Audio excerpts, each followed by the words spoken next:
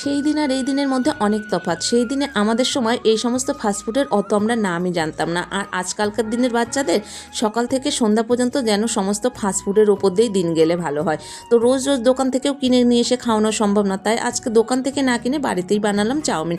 প্রথমে আমি এখানে উনানে কড়া বসিয়ে কড়াতে জল দিয়ে লবণ আর সাদা তেল দিয়ে চাউমিনগুলো সিদ্ধ করে নিয়েছি। তারপরে চাউমিনের জল ঝরিয়ে নিয়ে ওপর থেকে আবার একটু ঠান্ডা জল দিয়ে জল ঝরিয়ে তাতে কিন্তু আমি একটু গায়ে সাদা তেল মাখিয়ে রেখেছিলাম চাউমিনের গায়ে।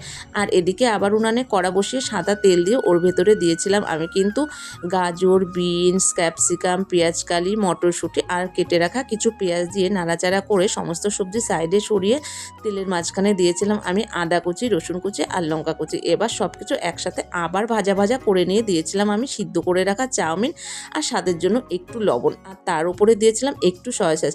আর হ্যাঁ, আমার নতুন বন্ধুরা, তোমরা কিন্তু আমার চ্যানেলটাকে কেউ একটু সাবস্ক্রাইব করছো না, প্লিজ চ্যানেলটাকে সাবস্ক্রাইব করে একটু পাশে থাকো। তারপরে কিন্তু একটু সয়া সস দিয়ে নাড়াচাড়া করে নিয়ে আবারও দিয়েছিলাম একটু গোলমরিচের গুঁড়ো আর দিয়েছিলাম এখানে চাউমিন মশলা।